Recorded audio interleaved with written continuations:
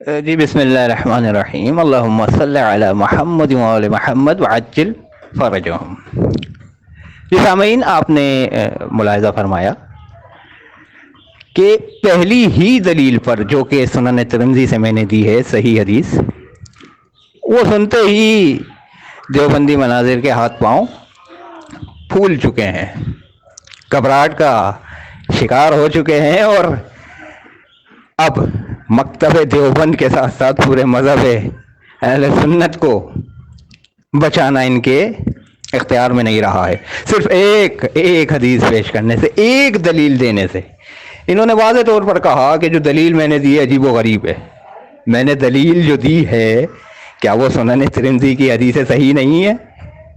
یہ سب سن رہے ہیں سامعین، سب کو نظر آ رہا ہے کہ میری دلیل ہی سنن ترمذی کی حدیث صحیح ہے، حسن صحیح ہے۔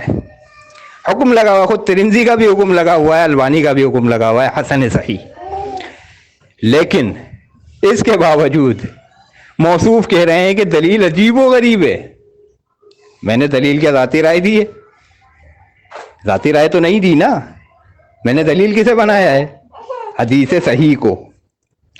اس حدیث پر کوئی اعتراض نہیں ہے، نہ ان کا سند پہ اعتراض، نہ ان کا متن پہ اعتراض، حالانکہ ان کے بڑے کرتے ہیں اعتراض، سند پہ بھی کرتے ہیں اور متن پہ بھی کرتے ہیں، لیکن چونکہ یہ علمی طور پر بالکل کورے ہیں، لہذا یہ اس دلیل کی سند اور متن پہ نہیں گئے، پڑھنا ہی گوارا نہیں کیا، بس یہ کہہ دیا کہ یہ جو دلیل ہے یہ عجیب و غریب ہے۔ تو یہ عجیب و غریب کس اصول سے ہے یہ دلیل؟ ذرا اس کی وضاحت کریں۔ جی سامعین، ملاحظہ فرمائیں، خود دیوبندی مناظر صاحب یہاں اس آڈیو میں کیا فرما رہے ہیں؟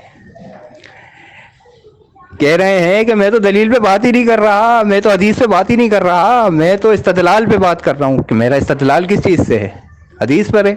تو جب حدیث پر بات نہیں کر رہے ہو تو استدلال پہ کیسے بات کر سکتے ہو؟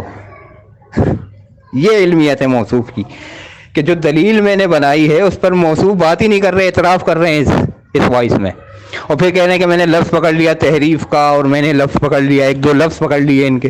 میرے بھائی یہی تو ہے جس چیز پر آپ پوری عمارت قائم کر رہے ہو، میں تو اسے پکڑوں گا۔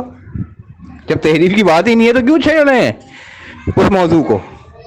پھر آگے چل رہے ہیں، آگے چل کے کہتے ہیں کہ جی کافر کا جو ہے حکم ہے، جی مسلمان کا حکم ہے، اور ہم تو جو منافق ہے اسے بھی کافر مانتے ہیں، اور ہم تو وہ ایمان جو ہے دل سے نہیں لاتے تو ہم تو ان پر حکم لگاتے ہیں کہ وہ کافر ہیں۔ او بھائی، منافق کو منافق رہنے دو، منافق اور کافر میں جو فرق قرآن اور حدیث میں ہے اس کو فرق رہنے دو۔ یہ ذاتی آرا کی ضرورت نہیں ہے، یہ موضوع نہیں ہے، ورنہ اس موضوع پر ایسی چترول ہو آپ کی، ٹھیک ٹھاک چترول ہو سکتی ہے، کیونکہ حکم ظاہر پہ لگتا ہے۔ اب عالم الغیب ہو کہ اس کے دل میں کیا ہے کیا نہیں ہے؟ رسول خدا کا قول فعل اور عمل دیکھو منافقین کے بارے میں۔ تمہاری تو صحیح بخاری صحیح مسلم بھری پڑی ہیں، سیاستہ بھری پڑی ہیں رسول خدا کے حکم، ان کے عمل اور قول اور فعل سے، منافقین سے متعلق۔ تم ان سے بڑھ کر ہو۔ یہ حال ہے دیوبندی مناظر کا کہ مناظرے سے، موضوع سے فرار ہونے کے لیے، اب کیونکہ راہ نہیں مل رہی ہے تو ادھر ادھر بھاگ رہے ہیں اور اعتراف بھی کر رہے ہیں خود۔ اب اس جگہ پھر موصوف نے پڑھنے کی رٹ لگائی ہوئی ہے، لیکن حدیث کے الفاظ پر پھر بھی غور نہیں کر رہے۔ میرے بھائی، حدیث پڑھو اور حدیث کے الفاظ پر غور کرو۔ رسول اللہ کی پریشانی کیا ہے؟ رسول اللہ کی پریشانی یہ ہے کہ بوڑھے جوان، بوڑھی عورتیں، بوڑھے مرد، جوان عورتیں، جوان مرد، اور ایسے افراد ان کی قوم میں موجود ہیں جو زندگی میں کبھی کوئی کتاب نہیں پڑھی جنہوں نے۔ تو رسول اللہ کو یہ مسئلہ نہیں پتا تھا؟ یہ جو مسئلہ آپ گنوا رہے ہیں، جس طرف جا رہے ہیں، یہ رسول اللہ کو نہیں پتا تھا؟ آپ کو پتہ چل گیا، آپ عالم الغیب ہو گئے؟ یا رسول اللہ کو سب پتا تھا؟ وہ واضح کہہ رہے ہیں۔